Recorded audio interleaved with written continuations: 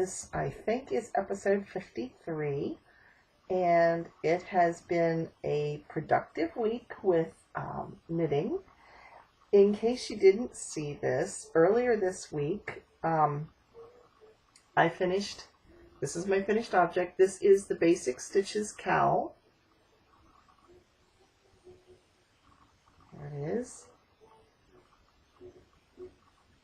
And I do have a 7-part series of tutorials. This is a free pattern on Ravelry, and it is called, like I said, the Basic Stitches Cowl. And if there's any stitches in the pattern that you don't know how to do, there is a 7-part series which will take you through casting on to the binding off process. And it's broke up by the series of stitches that are in here. So check it out if you haven't already. All you will need for this is 1 skein of yarn that is at least 200 yards. I had a yarn, this is it here, that was 210 yards, and this is all I've got left. So that will be going into a scrappy blanket of some sort down the road. But yeah, this is my finished object for the week. And there you can see the stitches. There is garter stitch, stockinette, yarn overs, a seed stitch, cables, and then it goes in reverse up to the top. So yeah, so that is the Basic Stitches Cowl. And let's see, I have some other works in progress. I am going to also redraw a winner for the stitch markers because it's been 2 weeks and that winner has not come forward. So that will be later in the episode.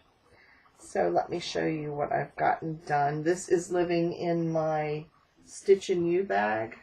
You can see the label. There you can see it. And this is my on the Spice Market shawl.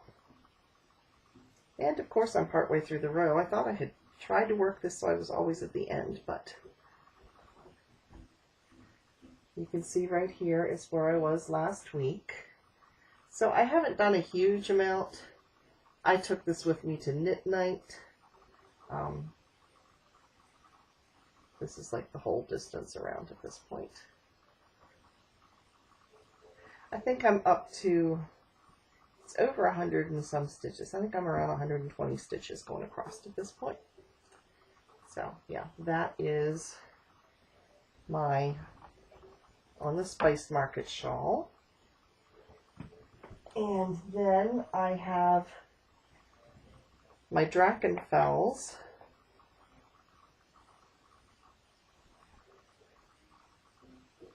And I've worked, and again, I'm partway through the row. I don't know how I do this. There's my Drachenfels. This is where I left off last week. So I have gotten up to here. So I've knit about an inch and a half up. And this is it going all the way around. And this one, I think I'm at about 170 some stitches at this point going across. And this is, whoops. This is all of it. And this has been in the bag that I just won the other week. And this one is from Birdie and Poppet. And it's a drawstring bag. And I really like this because it's a real smooth drawstring. So I've been real happy with this. And I don't have to worry about, somehow or other, if it's a zipper bag, I tend to get the yarn caught on the edge of the zipper. I don't know. Probably nobody else has that happen, but me, it happens all the time. Then I've had a lot of car and meeting knitting because we're going through a transition period at work because our bookmobile went bye-bye. And so my job is being completely reconfigured and built. The other 2 vehicles that we go out on are being reconfigured, and there's been a lot of meetings going on trying to figure out how we're going to make all of this work. So I've been doing a lot of knitting. So you can see from the stitch marker where I was last week, and I'm up to here. And this is the side I am counting as the right side, just because I like it better. And this is a poncho. This one I actually did stop on the end of my needle so you can see the whole thing. It starts here and it goes across like this. And I've still got a good bit left in this ball of yarn. This is the Katya paint yarn, and I've still got quite a bit left. I'm looking forward to getting into the oranges. I think that's going to be this week's knitting because I have an all-day meeting on Friday. So I have a feeling I'm going to have a lot of knitting time. So that is that project, and this is living in the bag that I got from Must Love Yarn. So, and I like this bag because I can wear it actually on my arm and knit at the same time. I don't do that, but it's nice. I can do it if I wanted to. And then we have the design shawl that I've been working on. I'm on my fourth color, and this color is called Brass Heather. And so far the yarns that I have used have all been Knit Picks palette, and the colors have been, this is custard, this is the fingering weight, and it's 100% wool. This is custard, this is semolina, this color here is turmeric, and I think I said tarragon last week, but it's turmeric, and this is the Brass Heather. And there's my stitch marker from last week right here. And so I'm just into a bunch of yarn overs. I wanted a little bit of simple lace. So there is that pattern. And I mean, this could be even done. I think the next time I make this, I might do it all in one color. I have a really pretty red that has some variegated colors to it that I got out of a knit crate a couple months ago.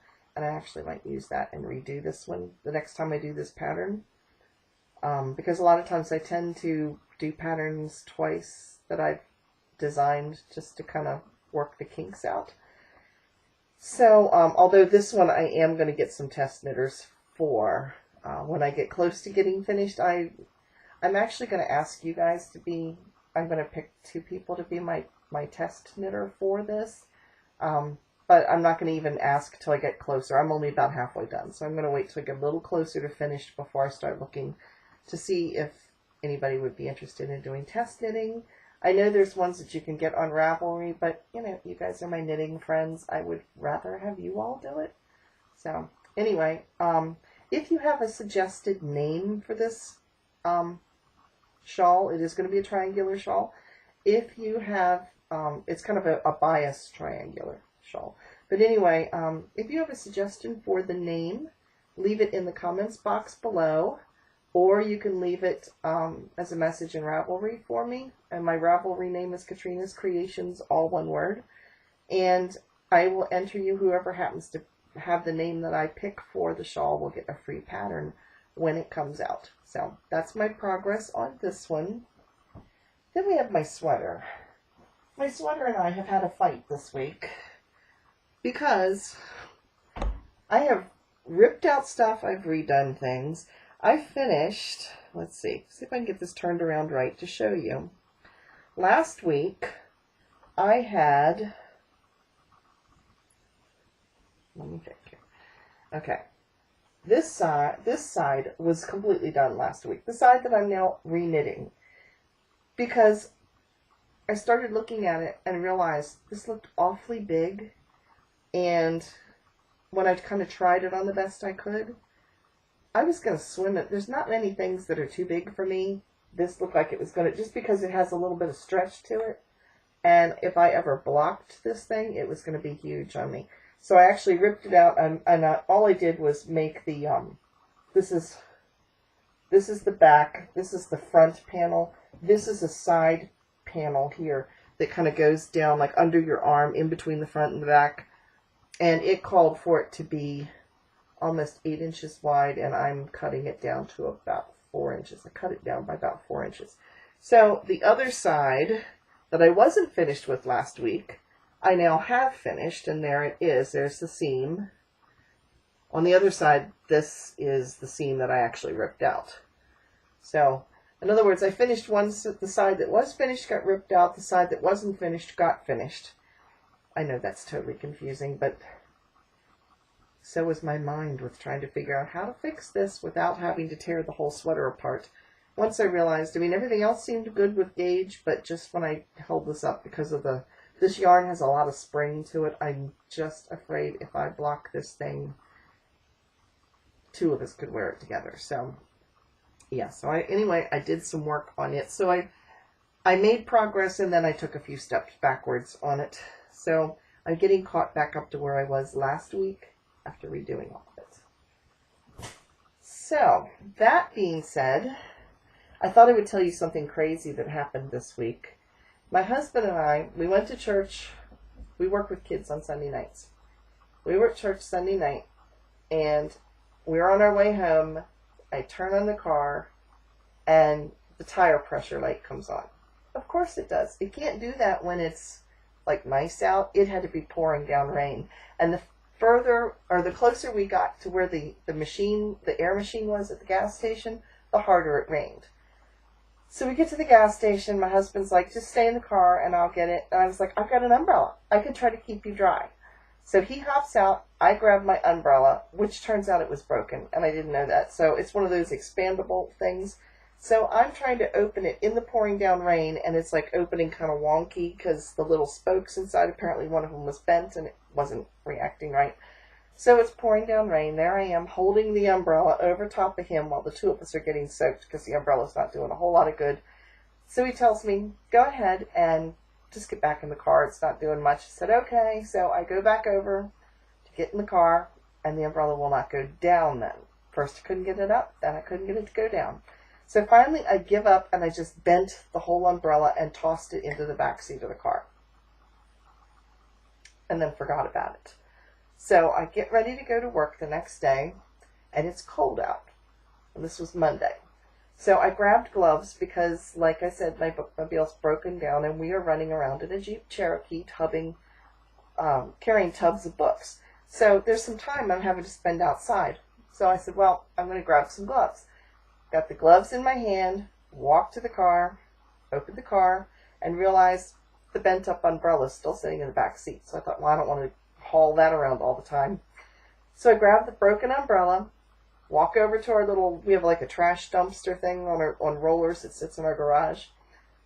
And I tossed the umbrella in, and just as the umbrella is going down, I realized I've only got one glove in my hand. And I'm looking in the trash can. Now, I'm short. I'm only like 5'4". And the trash can is about 4 feet tall. So I'm sticking my hand down in the trash. This is like 6:30, 7 o'clock in the morning. Sticking my hand down inside, trying to reach the umbrella. I can touch it, but I can't pull it back up to try to get the glove out. So I start trying to lean over further and further. You know, I'm sort of like crawling into this trash can. Thankfully, there wasn't much in it. And I'm trying to figure out how to get it tipped sideways so I can, literally crawl into the trash can to get my other glove out. Because they were a pair of wool gloves, it's not like I was going to let them go. Just as I start to do that, I thought, before I go crawl in the trash can, it's bad enough I've stuck my head in there. I'm going to make sure that I didn't drop the glove on the way. I turned right around, and there it was, sitting on the blacktop driveway. But the glove was black, so it just blended in, so I never saw it. So, yes, thankfully I looked before I did a nosedive into the trash barrel, which would have been quite attractive to our neighbors. But, anyway, it was a rough Monday morning. By the time I got to work, I was like, craziness. Anyway, let me get back to our stitch marker draw. In case you forgot what the stitch markers were, because this has been like I drew 2 weeks ago, and the person's name I drew has not come forward. So, anyway, here they are. This is the first one, and it's these are like polymer clay. A little Christmas wreath, and these are hooked on the little safety pins, so you can use them if you tip them this way, they work as a stitch marker. If you tip them this way and use them as a little safety pin, you can use them as a progress keeper. So we have that one. We have this little snow guy. I'm not quite sure what he's supposed to be, but he's cute. Got his little earmuffs on. And then we have a little Christmas tree. There we go, little Christmas tree. And this one's my personal favorite, the little gingerbread man. And then we have 2 point protectors, which I actually have some of these for myself. And I actually just use them as stitch holders. I slide my needles into them, and they fit kind of snug, so then the stitches on my circular needles don't fall off. But they're technically point protectors. So there's 2 different sizes of those. So I've got random.org up, and I have 12 entries. And if I happen to have a number that hits to the same person who already won and didn't claim it, then I'll have to do it again. So let's get ready for this. Let me click on my computer here. I've got it all set up, so I just have to hit the button. And the number is 12, which is Stacy Brister. So, Stacy Brister, I'll put your name down here. And if that is you, you can contact me on Ravelry, or you can send me a private message on YouTube and let me know your address, and I will get those out to you as soon as I hear from you. So, again, that is Stacy Brister. Now, let's see. Acquisitions. I don't have any this week. I ordered something, but it hasn't come in yet. What I ordered is, I had talked to you before about having a sock along in January, where I'm going to pick a free sock pattern off of Ravelry, and all of us will just knit it together, and I'll do it sort of like a little tutorial each week, but we'll be knitting along together, so we will hopefully finish our sock all at the same time. So I'm still looking for patterns. I did talk to a lady at my knit night. Hi, Bonnie. She's actually one of my subscribers too, which I didn't know, so that was exciting. But anyway, she and I were talking because she knits a lot of socks. And so I asked her opinion on, I said, I'm looking for a sock pattern that is relatively easy, that beginners could do, but people who know how to knit socks could do too and still have fun. Something, did she have a recommendation? And it was funny because she and I both were thinking the exact same sock pattern. We both were thinking the blueberry waffle sock, which I have made before. In fact, a couple episodes ago, maybe 2 months ago, I made some little footsie socks from that pattern. So that is one I'm looking at. I'm also looking at the Mercury sock, and I'm looking to try to find a basic vanilla sock that doesn't have a pattern.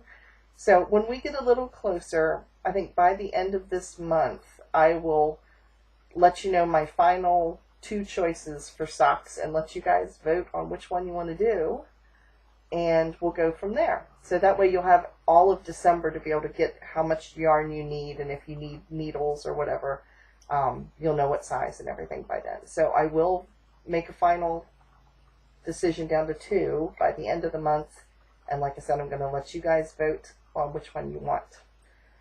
So that is our news with that. But I did think I would tell you also about a new YouTube channel. Well, it's not new, it's new to me, that I discovered that I found was really fun. And it's called The Knit Show with Vicky Howell. And I'll put it right down below here how it's spelled. She does short little segments, but it almost looks like a talk show. Some of her segments are just short little tutorials, and other ones are longer ones. Like the other day she did a real cute short one on how to crochet bracelets, how to crochet your novelty yarns around bangle bracelets. And then other times she had somebody come in to do the little crocheted animals that are tiny, aragurumi, I think is what they're called. And then there were some other segments on knitting pocketbooks, and she does all kinds of short little segments, but then she also does kind of interviews and talk show type of thing with other knitters. So it was really fascinating. And again, the YouTube channel, it's called The Knit Show with Vicky Howell. So that's a fun one to watch that I ran across. And I guess that is it for this week. But I thought I would leave you with a couple of funny things. Because of some of the stressful issues we're going through with work with all of this transition, my coworker has been shooting me funny quotes for me to read. And they're, you know, she's reading. The other day she read one of these to me as I had a mouthful of iced tea, and needless to say, some of it ended up on my shirt because she made me laugh. So I thought I would read these for you because I just thought they were kind of cute. The reward for doing a really good job is that you get to do everyone else's. Another one. A successful woman is one who can build a firm foundation with the bricks that others have thrown at her. And then last but not least, and this one so applies to me, sometimes it's best to leave things unsaid. I generally realize this after I have said them. Yeah, that was the one I spit the iced tea out with. Anyway, my husband and I went and got groceries last week. This is totally like off the wall. I know, total change here, but we went and got groceries, and we get groceries an hour away from where we live. Not that there aren't grocery stores around us, because there are, but there's a big grocery outlet. I only shop once a month for groceries. I buy in bulk, and then I come home and I separate everything because it's just cheaper to do it that way. And there is a grocery outlet up. It's up above a place called Shippensburg. It's outside of a little town called Newburgh, Pennsylvania. Like I said, it's an hour away from where I live, but you have to go over the mountains to get to it. And with the fall, the autumn here in Pennsylvania, the trees up there were really pretty as opposed to down where I am, where it's kind of a plateau area, right? But so we're in the foothills of the mountains. But up in the mountains, it was really pretty. So we actually crossed over top of South Mountain to get into Shippensburg. So I took my camera along and I filmed a little bit of Gettysburg, because the town of Gettysburg was one of the major turning points. The battle itself of Gettysburg was one of the major turning points in the Civil War. It happened July 1st, 2nd, and 3rd of 1863. So the battle took place like all around the farmland outside of town, but it also took place inside of town. So there's like battlefields scattered all over. I mean, there's one battlefield just down the road from us. It's like the furthest out, but we had to drive through some of the main roads go right through the battlefields. So I filmed that, and there's also 2 colleges in Gettysburg. There is the Lutheran Seminary, and there's Gettysburg College. And we actually, one of the roads that we go through to get out over to the battlefields and cross onto the main road is goes where all the professors and stuff live for the college. And they're both really pretty little colleges. So anyway, I filmed all this. So at the end, the last few minutes are our drive. Oh, and where we get groceries, it is Amish and Mennonite areas. So a lot of the stores actually have hitching posts, and the grocery store that we go to itself is actually owned by the Amish. So you'll actually see some of the, there's some horse and buggies, like parked or whatever you do to horses when you tie them up to I don't know if you park horses. I have no clue what you do when you tie the horses to the post. Whatever. There's a parking lot for horse and buggies. So yeah, there was some parked out there. So if you would enjoy seeing those pictures, just stay tuned. If you don't, the podcast is going to end in just a minute. The only thing I didn't tell you is what I'm wearing today. This is, I believe it's called Round Dance. It is a crescent-shaped shawl. I feel like this podcast has been all over the place today. Like I've been pew, pew, pew, jumping all over the place. But that's kind of been my life this week. Anyway, here it is. It is crescent-shaped. It looks gray in these pictures. It's not. It is like sea glass colors. If I can insert a picture that's got a little bit better coloring, I will. Because it's really not gray. It is like a seafoam, sea glass color. I don't know how to describe it. It's a real light aqua. Yeah, it's looking gray. I'm watching the monitor over here to see how it looks, and it's looking gray, but it's not. It's green. So, and there went my phone. Anyway, stay tuned if you want to watch the drive up through the mountains. And otherwise, I will see you again next week. And if the winner of the stitch markers would get in touch with me, I will get those out to you right away. Otherwise, I'll see you all next week. Bye, guys. Gettysburg has a college, and these are a lot of the fraternity houses along the street,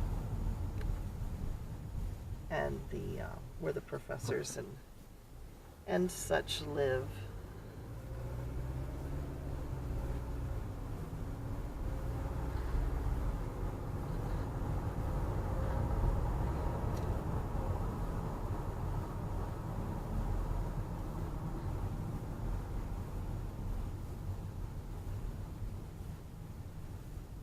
That's the college straight up ahead, and down to the right over here. We're headed out into one of the battlefields. This is on the east side of town.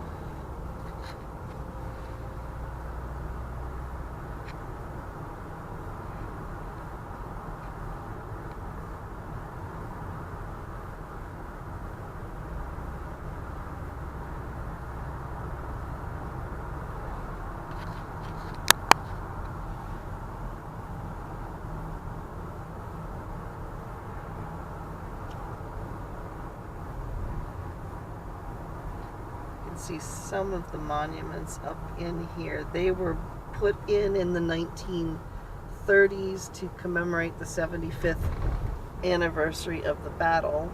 And the railroad tracks we just went over a few years ago, when they were doing some work on them, they actually found a body of one of the soldiers. They're still finding bodies from the soldiers. And this monument that we're going past over here is the Peace Monument. There is a flame up on top. You can see it, but I don't know if it'll show up in the picture.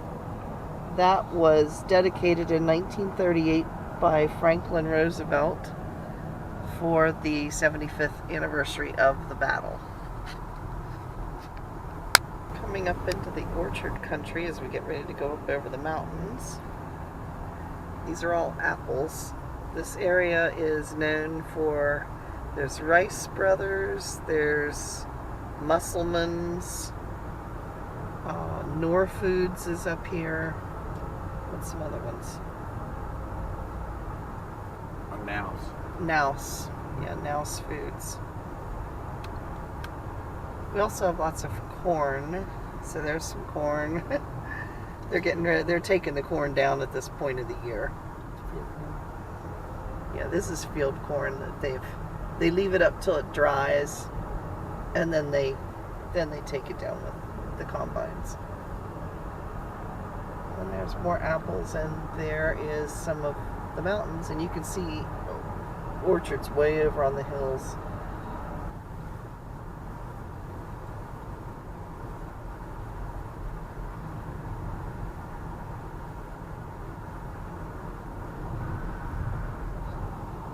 This is the South Mountain Fairgrounds, where my things I got blue ribbons on in the fair, that's where they were entered.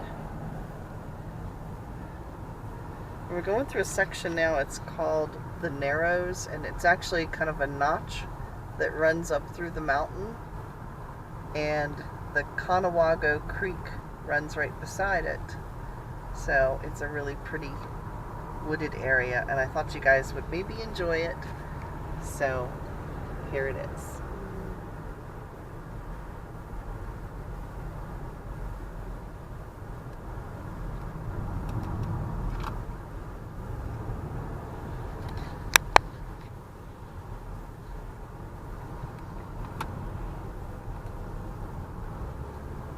Hope you don't get seasick or car sick.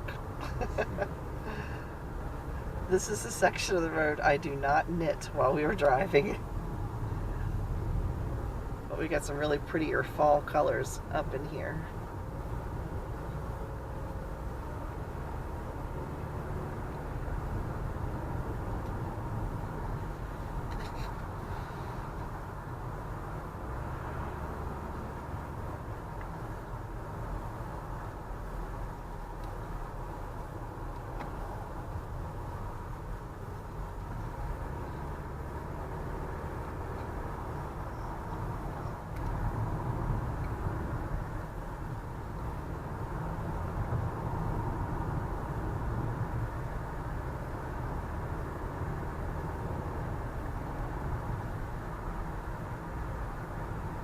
do have bear up in this area and up in the Mishaw State Forest, which we'll go through as well, but we've never seen any. I actually saw a bear when I was at work outside of New Windsor a couple years ago.